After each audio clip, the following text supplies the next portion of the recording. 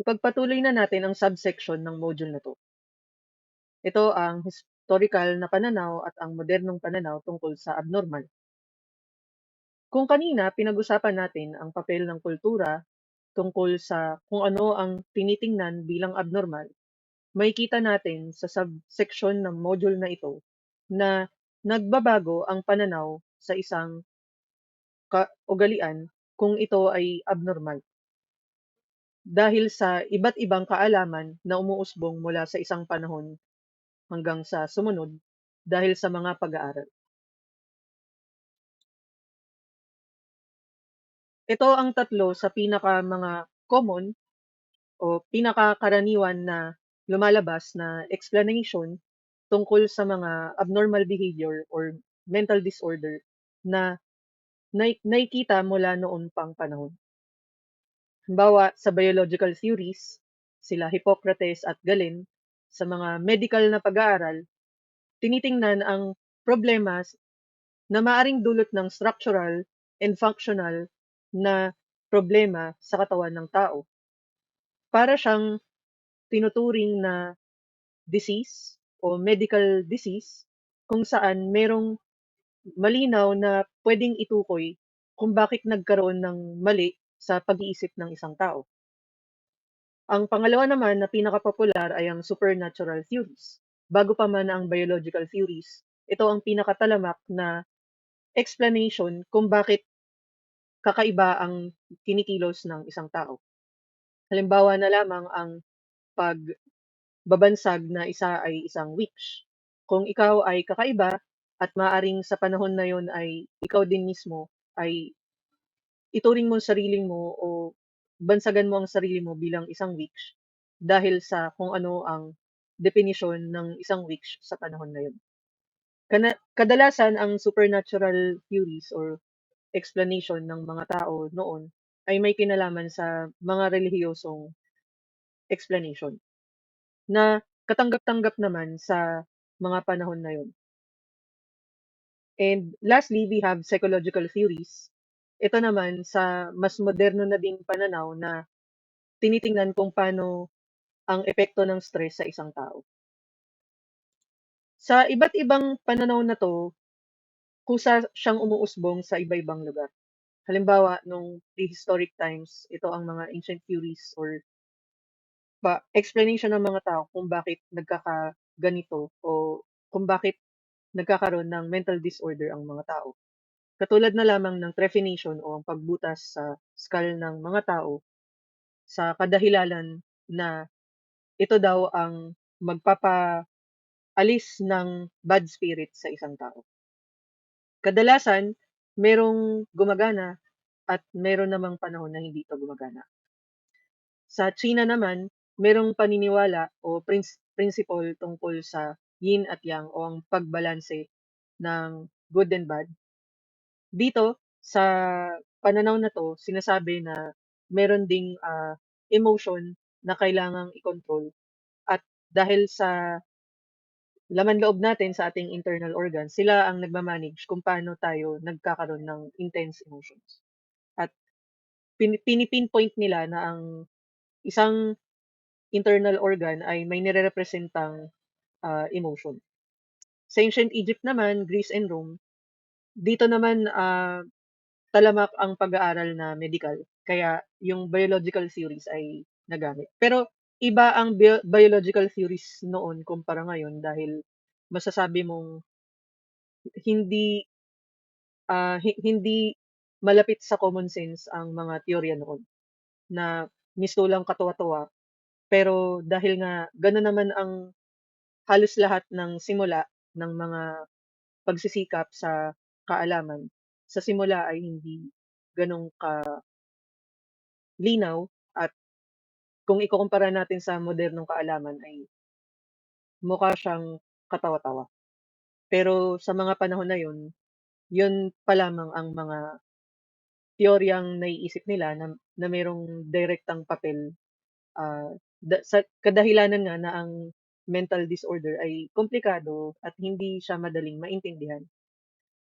Kaya nagsisimula sila kadalasan sa mga konkretong puwedeng makita sa katawan.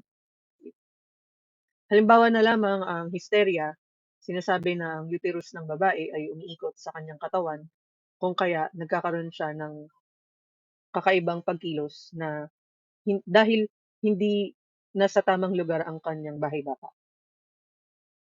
Sa ibang pananaw naman, meron daw hindi balanseng, likido ng katawan na umiikot sa atin.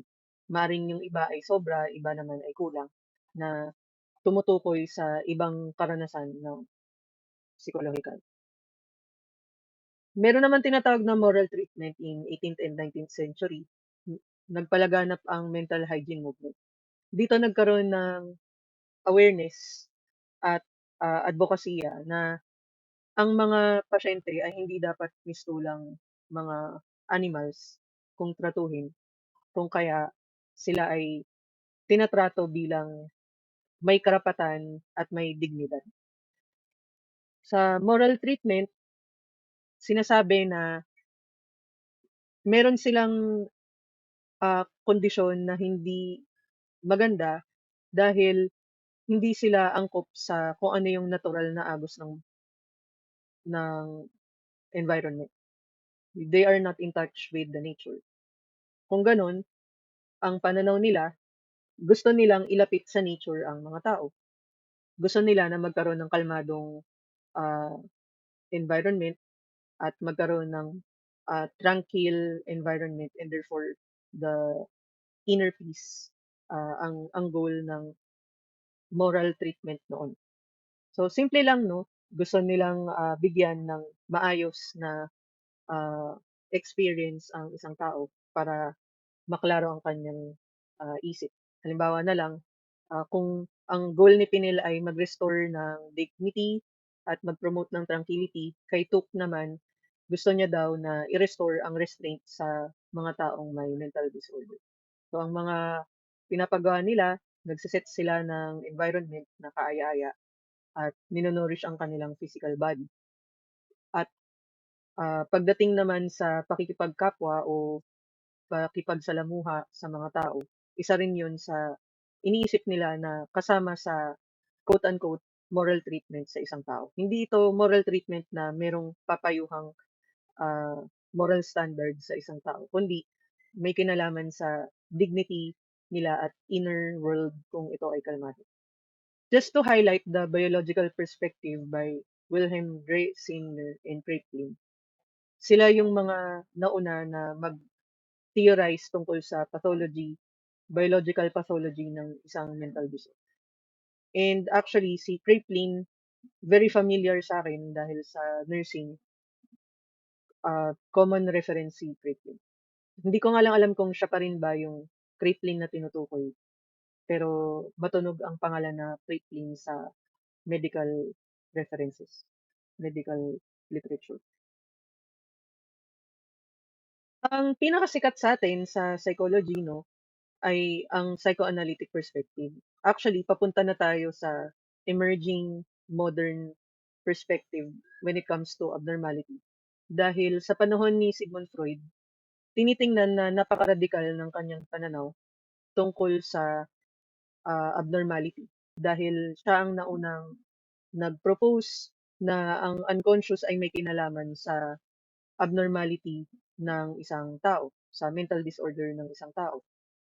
Para sa kanya, ang imbalance ng id, ego at superego ang ah, problema, na ito ay kasama sa unconscious natin na hindi daw natin maibalanse ng maayos, na hindi kaya yang ibalanse ng ego ang id at ang superego. Dahil dito sa mga unconscious drives natin, according kay Sigmund Freud, ah, kung ito ay repress, kusa lang 'tong magma-manifest sa ibang form upang matugunan natin na meron tayong pangangailangan na kailangang maibigay. Sa panahon nito, sa psychoanalytic perspective, yun nga yung psychoanalysis. Pero ang nauna din dun ay tinatawag na mesmerism, galing sa pangalang mesmer, na ang teorya niya naman ay merong magnetism na involved kung bakit merong imbalance sa katawan.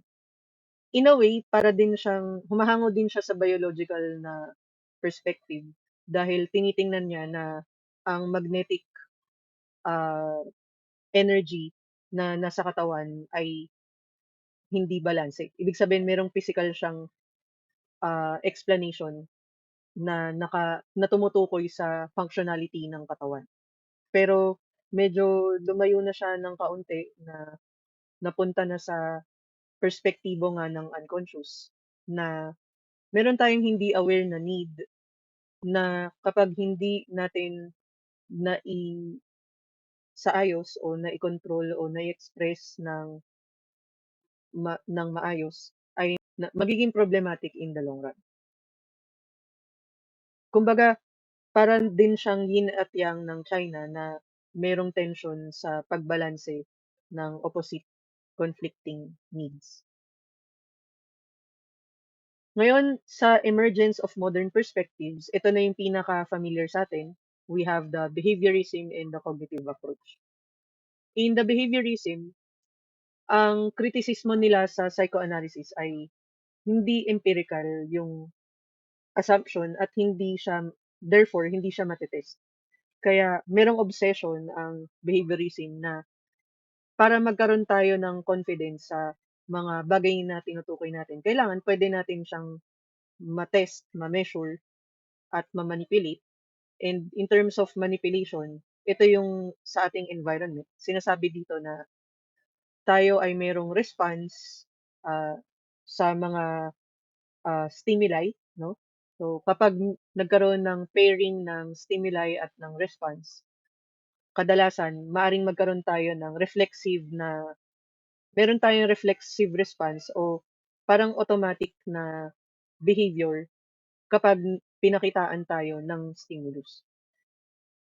Meron din naman sa behaviorism, ang operant conditioning naman, na kung saan conscious naman tayo dito na mas porsigido tayo o motivated tayong ulitin ang mga pag-uugali o action o habit, mas motivated tayong gawin yun kung merong reward. At kung merong punishment naman, mas magkakaroon tayo ng motibo na iwasan ang isang bagay. So, yung frequency ng isang behavior ay sinasabing mas dadalas o hindi o mas malilimitahan depende sa presence ng punishment at ng reward. Sa cognitive approach naman, nakita ng mga psychologist din sa mga panahon na yun na mistulat tayong robot sa pananaw ng behaviorism na tila meron ka lang pipindutin o meron ka lang babaguhin sa paligid ay meron ng katumbas na response sa tao. Yun ang kino-contest ng cognitive approach dahil rational nga tayo o marunong tayong mag-isip ng tama sa mali, hindi automatic ang response. Meron pa din tayong in between na iniisip na maaring sobrang bilis o kung hindi man ay deliberate o pinag-iisipan natin. Pero at the end of the day, ang cognitive approach, nire-recognize niya na hindi lang tayo mechanical na merong automatic na katumbas na response sa bawat changes ng environment. Meron tayong sariling will at agency para isipin ang pag-interpret ng event bago tayo mag-respond. Pinoproseso muna natin, pinag-iisipan muna natin, hindi automatic. Diyan natatapos ang subsection ng module na to.